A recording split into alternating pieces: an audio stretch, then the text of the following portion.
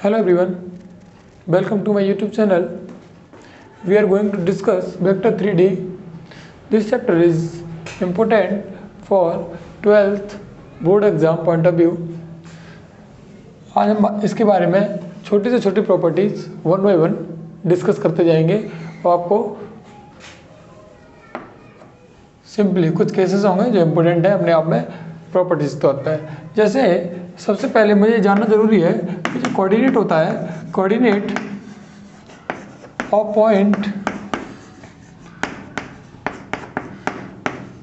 In space क्या है। कोई भी कोऑर्डिनेट स्पेस में होगा तो मैं उसे कैसे ऑब्जर्व करूंगा, उसके ऊपर कैसे वर्क करूंगा। तो सबसे पहले मैं एक एग्जांपल के थ्रू समझ लेता हूं। This is 3D structure, this is the cube,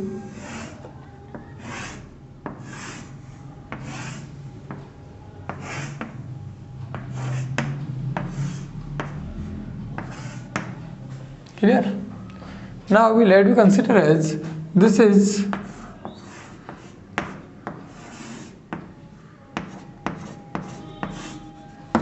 x-axis, this is y-axis and this is z-axis।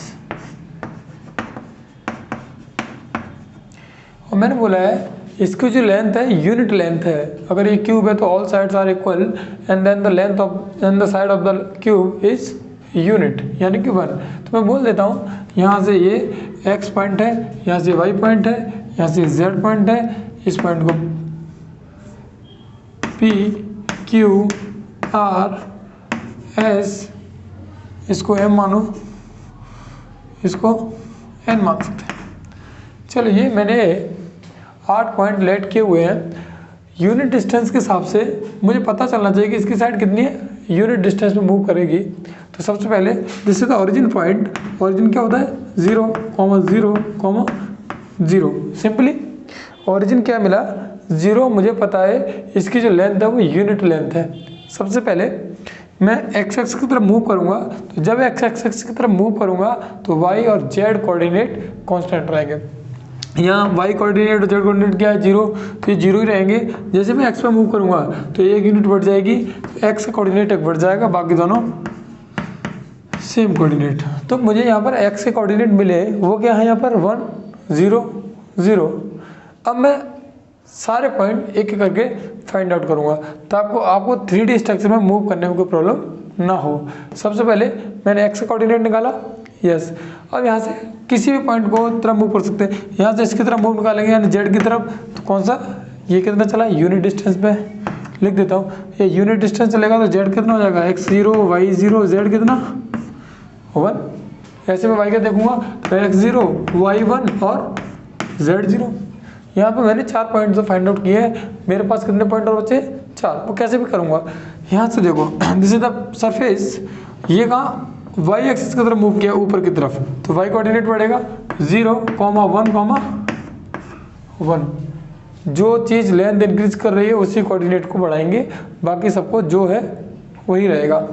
Simple.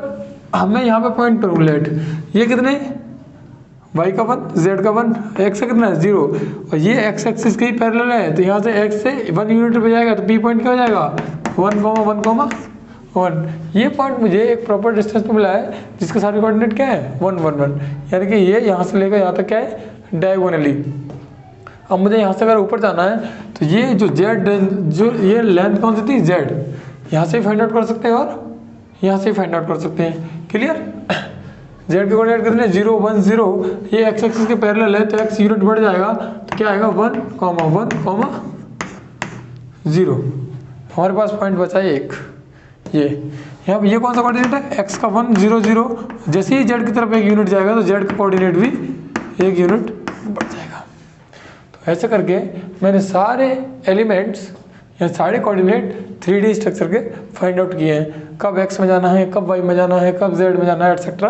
यहाँ पर देखो ये अगर मैं ये n पॉइंट है यहाँ पर इसको o मानो तो जो OX है मेरे पास, OX वेक्टर को मैं आई कैप से नोट करता हूँ। आई कैप क्यों लगाते हैं, क्योंकि ये अपने आप में एक यूनिट वेक्टर है। सिमिलरली ओ वाई को यहाँ क्या लगते हैं जे कैप, ओ जेड को क्या लगते हैं के कैप। क्लियर?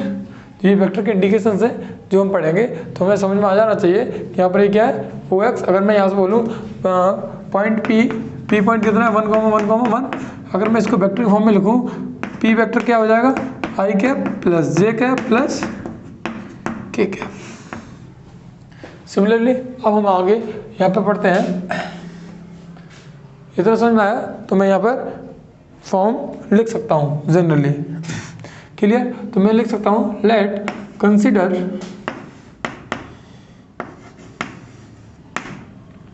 ए point P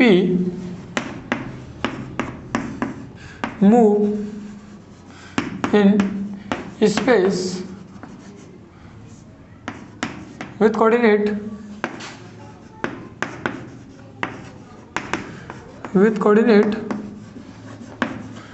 x, y, z। मैंने यहाँ पर क्या माना 1,1 कॉमन, लेट एग्जाम्पल है, एग्जाम्पल की तरह समझाया। मैंने यहाँ लेट क्या किया है पॉइंट, तो पॉइंट P पे क्या होगा x, y, z। ये इस फॉर्म में कोऑर्डिनेट की फॉर्म में, अगर मैं इसको वेक्टर की फॉर्म में रिप्रेजेंट करूंगा तो x i cap plus y j cap plus z k cap की फॉर्म में रिप्रेजेंट करूंगा। और मैंने यहाँ पर क्या लिखा है, बताया गया है कि जो o x है, o x vector is i cap, o y vector is j cap और o z वेक्टर क्या होता है, k कैप को रिप्रेजेंट करता है। तो मैंने क्या समझा, यहाँ पर कुछ पॉइंट्स हैं, एक्स को आई जे के से मैं डिनोट करता हूँ। कोई पॉइंट है उसको मैं वेक्टर फॉर्म में लिख सकता हूँ। कोई पॉइंट कहीं भी हो उसके रेस्पेक्ट में एक एक्सेस बनाएंगे, उसके अकॉर्डिंग मैं सारे पॉइंट को प्लॉटिंग कर सकता हूँ। सिमिलरली आपको कोई भी पॉइंट दिया हो, आप कोई वेक्टर ड्रॉ कर सकते हैं।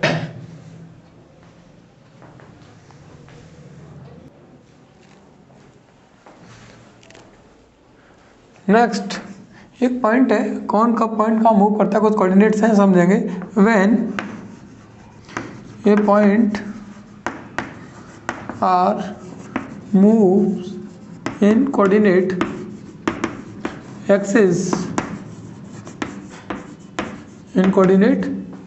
एक्सिस, तो मैं क्या बोलूँगा यहाँ पर, एक्स एक्सिस पर कोऑर्डिनेट क्या होते हैं, एक्स की तरफ मान लो अल्फा चल गया तो 0,0। सिमिलरली वाई एक्सिस पर क्या कोऑर्डिनेट होते हैं, 0 बीटा 0। अल्फा बीटा माने मैंने एक्स एक्सिस पर, वाई एक्सिस पर, जेड एक्सिस पर। सिमिलरली अगर मैं जेड एक्सिस पर लिखूंगा यहाँ पर तो क्या पॉइंट मुझे मिलेंगे, 0, 0, गामा बोल दो, गामा।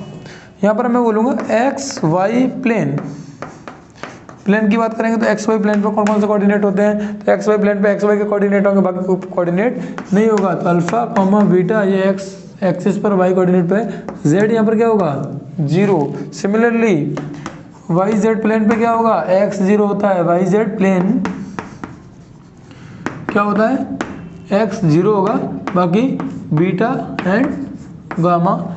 ऐसे सिमिलरली जेड एक्स प्लेन हो सकता है या एक्स जेड प्लेन होगा, इसको क्या बोलेंगे, इसमें वाई 0 करेंगे तो अल्फा बीटा 0 हो गया और ये गामा। कुछ कोऑर्डिनेट्स हैं जो एक्सिस के अलॉन्ग मूव करेंगे। अब हम नेक्स्ट यहाँ से आगे की तरफ पढ़ेंगे, नेक्स्ट स्टेप है।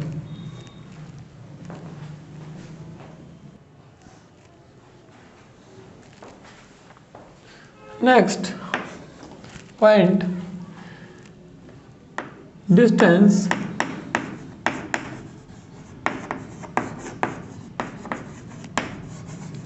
फॉर्मूला। तो डिस्टेंस फार्मूला होता क्या है, 10th क्लास में पढ़ा होगा इन 2D मोशन में। यहाँ पर हम क्या पढ़ रहे हैं, vector in 3D।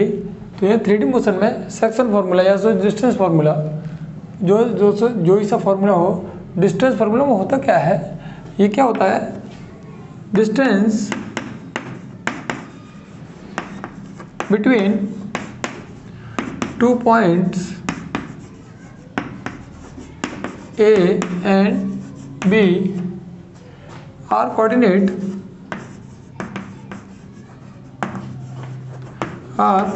x1, y1 and z1 and x2, y2 and z2 respectively.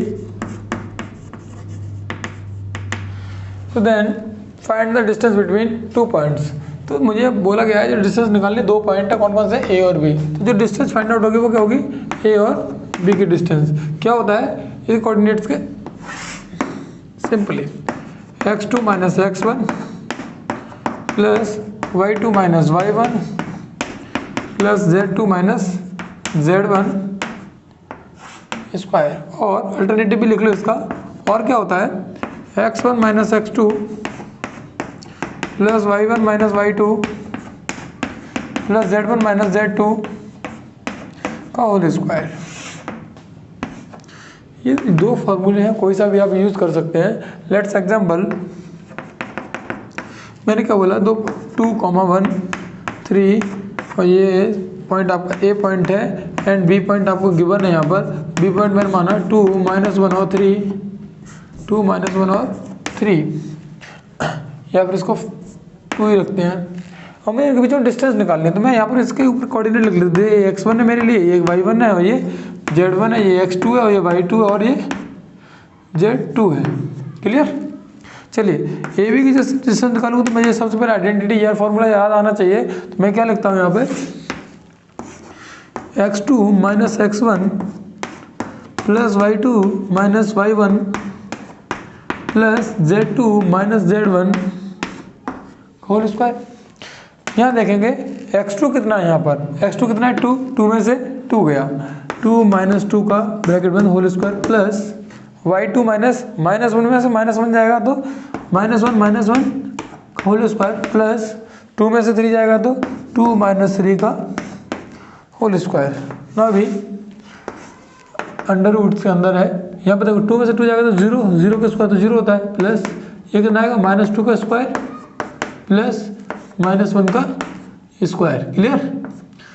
अब यहाँ पर देखो अंडर रूट लगाओ, लास्ट लाइन है, 0 का स्क्वायर 0 खत्म, -2 का स्क्वायर 4 और 1 का स्क्वायर ये किसके अंदर √5 को। तो क्या डिस्टेंस निकल के आई 5।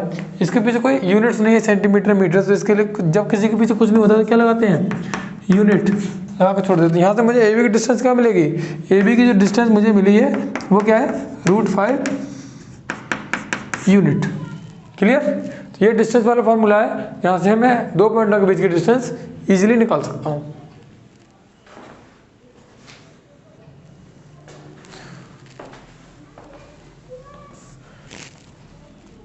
Now we start section formula.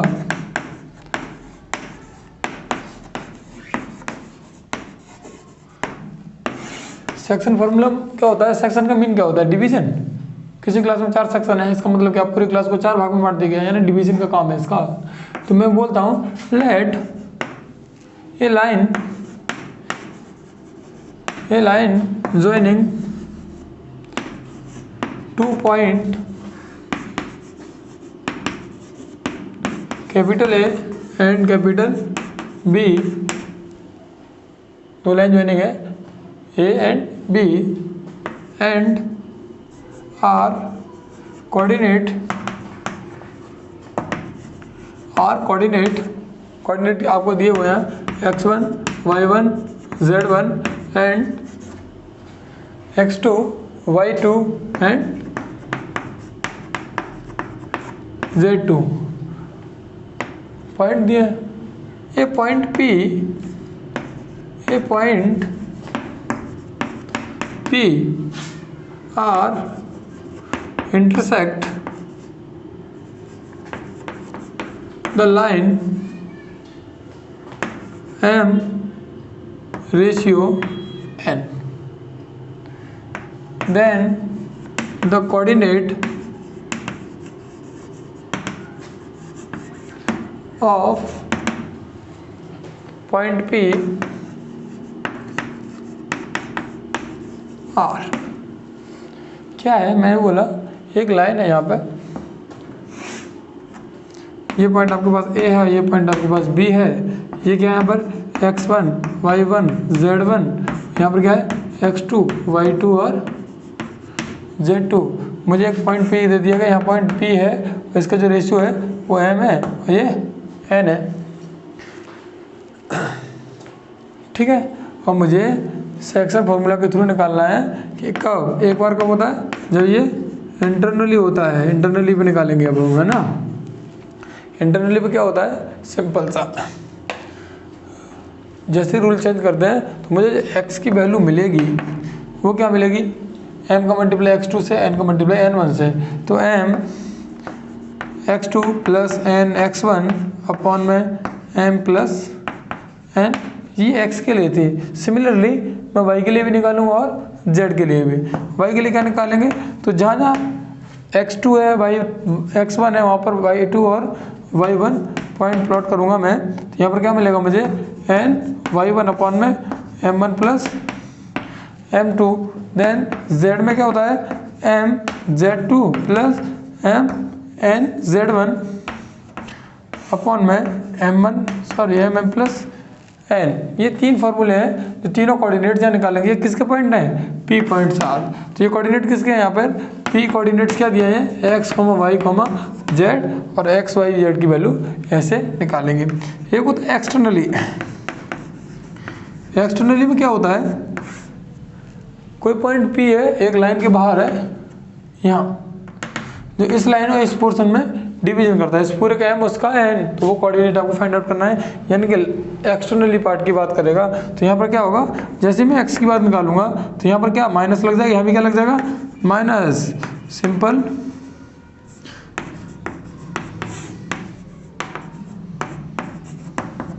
लिख देता हूँ,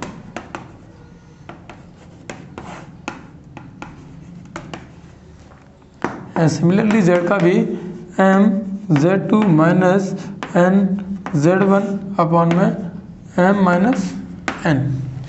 ये अगर एक मिड पॉइंट फॉर्मूला भी आपने पढ़ा होगा। मिड पॉइंट क्या होता है, मिड पॉइंट मतलब आप समझ गए होगे, मिड पॉइंट का मीन क्या होता है, दो लाइन है, इसके बीच का मुझे ए बी के बीच के, एग्जैक्ट ए बी के बीच का एक पॉइंट चाहिए जो पी पॉइंट है। तो क्या निकालेंगे, x के लिए क्या निकालेंगे, x1 प्लस x2 अपॉन में 2। सिमिलरली y के लिए क्या निकालेंगे, y1 प्लस y2 अपॉन में 2। सिमिलर z के लिए निकालेंगे तो z1 प्लस z2 अपॉन में 2। ये तीन टाइप के थे, सेक्शन फॉर्मूला में डिफाइन करते हैं कि कोई दो पॉइंट है ए और बी, उनके बीच में कुछ रेशियो दे दिया गया है और मुझे फाइंड आउट करना है, उसके कोऑर्डिनेट फाइंड आउट करने हैं। तो आपको सबसे पहले मिलेगा m/n मान लेता हूँ। 10th क्लास में आपने m1 और m2 के लिए बहुत सारे सवाल किए होंगे। यहाँ पे सिमिलरली इंटरनली के लिए प्लस n का यूज़ करते हैं, एक्सटर्नली के लिए माइनस n का यूज़ करते हैं। मिड पॉइंट को आप अच्छे से जानते हो, मिड पॉइंट मतलब है एग्जैक्ट बीच में, तो दोनों कोऑर्डिनेट को प्लस करो और कितने पोर्शन है, 2, तो 2 से डिवाइड करेंगे, यानी कि एज ए एवरेज निकालते हैं, वैसे मिड पॉइंट के फॉर्मूले से आप कोऑर्डिनेट को फाइंड आउट कर सकते हैं।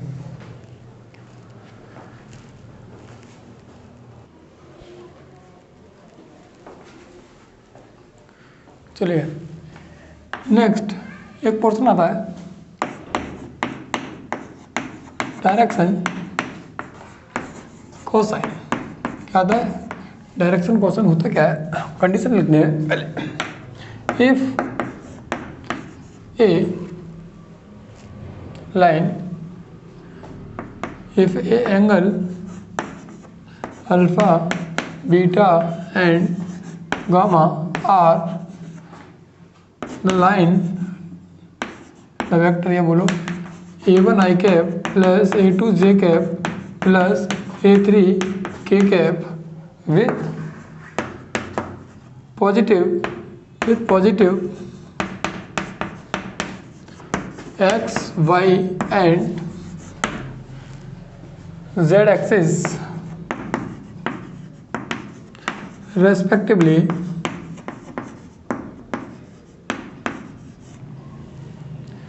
यहाँ पर क्या है, कोई एक वेक्टर है, उसके तीन, किसी एक्स एक्सिस के, वाई एक्सिस के और जेड एक्सिस के अलोंग तीन एंगल डिफाइन कर रहे हैं, अल्फा, बीटा और गामा। तो इट इज कॉल्ड इन्हें क्या बोलते हैं, डायरेक्शन एंगल। इनको क्या बोलते हैं, it is called direction angle and their cosine are, cos के फॉर्म में लिखेंगे, फिर क्या लिखेंगे, cos alpha, cos beta and cos gamma are direction cosine और कॉल्ड डायरेक्शन कोसाइन। तो इनको क्या बोलेंगे, जब मैं इनका कोसाइन निकालूंगा तो कॉस के टर्म में लिखूंगा, इनको क्या बोलते हैं, direction cosine. It is denoted by L, M and N, L और एम और N respectively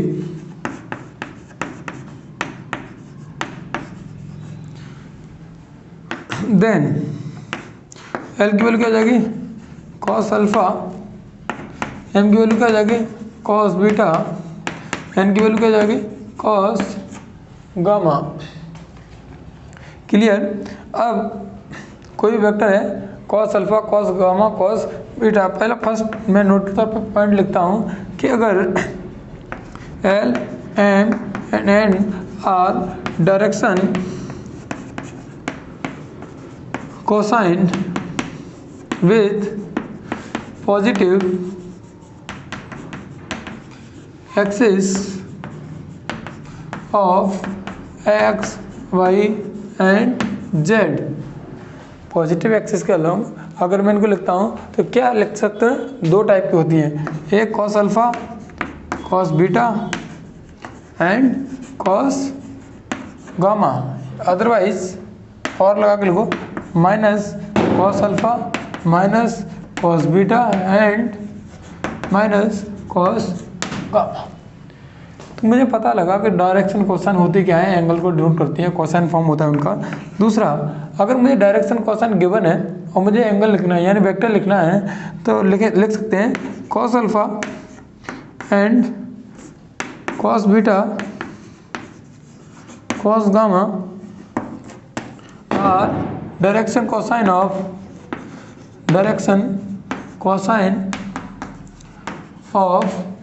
a vector, then the vector a vector is equal to cos alpha I cap plus cos beta j cap plus cos gamma k cap। Clear. अगर मुझे direction cosine given है तो मैं ये लिख सकता हूँ। थर्ड एंड इम्पोर्टेंट पॉइंट्स, तो जैसे ही मैं यहाँ से एक्सिस के अलॉन्ग इनका काम कराऊंगा तो मुझे क्या मिलेगा, कॉस अल्फा ए वेक्टर एक्स एक्स के साथ में जैसे इनका डॉट कराऊंगा तो मुझे क्या मिलेगा, mod of A of I vector form में, ये भी मॉड में है। यहाँ से मुझे क्या मिलने वाला, जैसे आई के साथ करूँगा तो क्या मिलेगा, a1 अपॉन में mod of A vector. Similarly J के साथ कराऊंगा तो वाई निकलेगा, के साथ कराऊंगा तो जेड निकलेगा। सिमिलरली मैं लिख सकता हूँ कॉस बीटा a2 अपॉन में mod of A and cos gamma a3 upon में कॉस ये mod of A. Clear. This is the, अगर मैं यहाँ से आइडेंटिटी लिखूँ, इधर लिख लेते हैं बॉक्स में, जैसे मिटाने के बाद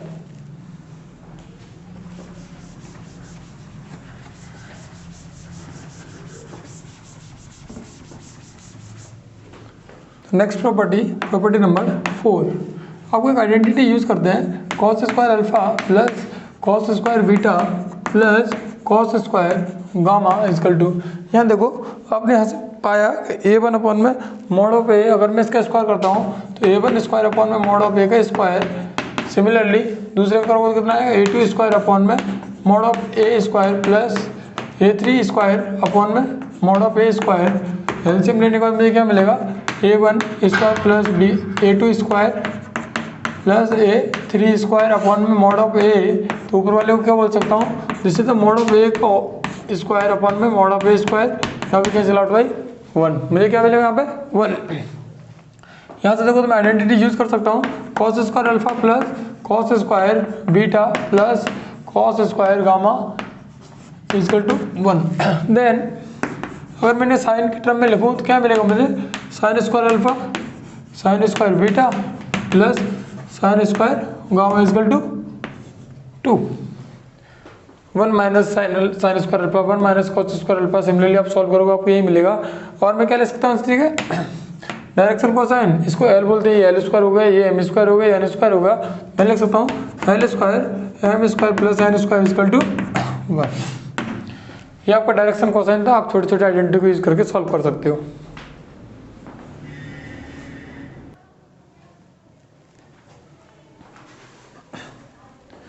direction ratio direction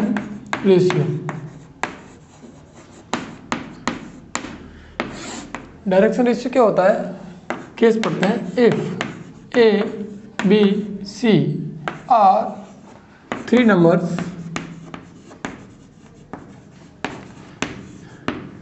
A B C are 3 number is proportional to direction cosine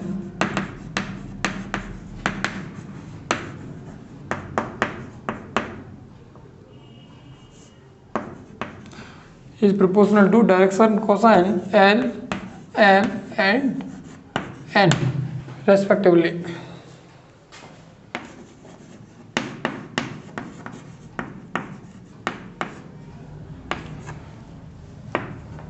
A, B and C are direction ratio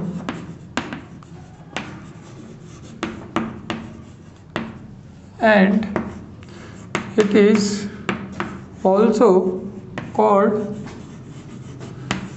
direction components। Component, इनको डायरेक्शन कंपोनेंट भी बोलते हैं। तो मैंने बोला कि जो ABC है यहाँ पर 3 नंबर है, ये प्रोपोर्शनल है किसके, डायरेक्शन कोसाइन के। तो मैं यहाँ लिखता हूँ L किसका प्रोपोर्शनल है, A का इक्वल टू M किसका है, B का इक्वल टू N किसका है, C का।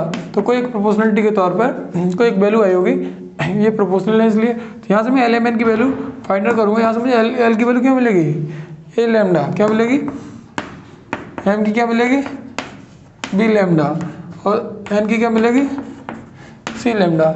आपको ये इतना पता होना चाहिए कि एक आइडेंटिटी को यूज़ करने के बाद L square M square plus N square, यानी किसी भी वेक्टर की अगर डायरेक्शन कोसाइन का मैं स्क्वायर का सम करूंगा तो कितना आता है 1। यहाँ से मैं LMN की वैल्यू पुट करूँ तो क्या आएगा, यहाँ पर A square lambda square plus B square lambda square plus C square lambda square equal to 1। जैसे मैं यहाँ से लैम्डा कॉमन लेता हूँ लैम्डा स्क्वायर, तो मुझे क्या मिलेगा, A square B square C square equal to 1। Square यहाँ से जाएगा इधर, तो क्या मिलेगा, lambda square equal to 1 upon में A square plus B square plus C square. तो जैसे लैम्डा की वैल्यू क्या मिलेगी, प्लस माइनस 1 अपॉन में under root A square B square plus C square. तो मुझे यहाँ से क्या फाइंड आउट हुआ, लैम्डा की वैल्यू। यहाँ से अगर मैं LMN निकालूँ, क्या निकालूंगा, LMN। तो जैसे मुझे L की वैल्यू क्या मिलेगी, A अपॉन में A प्लस माइनस का A अपॉन में A square plus B square plus C square. Generally M की जगह क्या मिलेगा मुझे, B अपॉन में प्लस माइनस के साइन यूज के साथ अंडर रूट में A square plus B square plus C square. And similarly N की वैल्यू क्या मिलेगी, C अपॉन में प्लस माइनस का अंडर रूट में A square plus B square plus C square. ये है डायरेक्शन कोसाइन और डायरेक्शन रेशियो में रिलेशन है। यहाँ से अगर मुझे अब एक क्वेश्चन लिखनी पड़ी तो मुझे क्या मिलेगा, यहाँ से नेविगेट सॉल्व। पॉइंट नंबर 1 के एक line have infinite direction ratio but direction cosine are L, M and N और minus L minus M and minus N. Clear. अगर आपको सेकंड प्रॉपर्टी के तौर पर अगर आपको पता है कि if A B C are direction ratio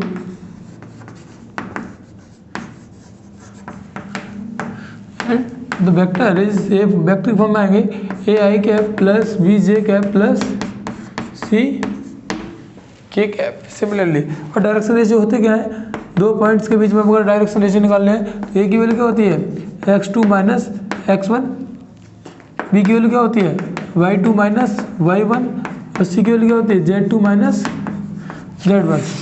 ये आपके डायरेक्शन रेशियो है जो फाइंड आउट कर सकते हैं आप दो पॉइंट से आप डायरेक्शन रेशियो फाइंड आउट कर सकते हैं। डायरेक्शन रेशियो और डायरेक्शन कोसाइन का रिलेशन आपको पता है तो डायरेक्शन रेशियो क्या होता है डिफरेंट टाइप के सवाल में आप यूज करेंगे।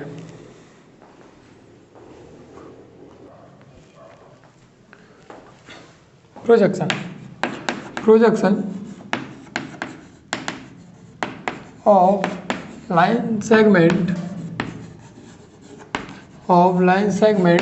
joining two points on line, यानी कि प्रोजेक्शन निकालना है एक लाइन सेगमेंट का किसके रेस्पेक्ट में जब दो पॉइंट आपको गिवन है। मैं आपको डायग्राम यहाँ पर शो करता हूँ। ये आपके पास ए और बी है, आपको इसका डायरेक्शन पता हुआ है एल डायरेक्शन कोसाइन के फॉर्म में L I cap M J cap plus N K cap के फॉर्म में। दो पॉइंट है यहाँ पर, एक पॉइंट पी और एक पॉइंट क्यू। पी पॉइंट क्या है x1 y1 एंड z1, एक है x2 y2 एंड z2।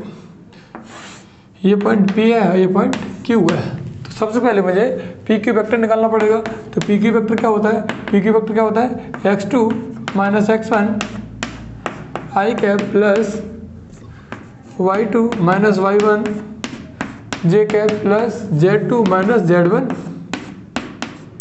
के कैप। ये क्या था, दो पॉइंट से वेक्टर कैसे निकालते हैं पता है आपको। दो पॉइंट से कैसे वेक्टर निकालते हैं, उसको डायरेक्शन रेशियो निकालो, आई जे कैप लगाओ, आपको मिल जाएगा। मैंने यहाँ बताया गया है कि जब डायरेक्शन कोसाइन हो तो उसको मैं वेक्टर के फॉर्म में लिख सकता हूँ। अब लगते हैं projection of P Q vector on A vector. तो क्या लिखेंगे, तो प्रोजेक्शन के लिए लिखो projection of A B vector.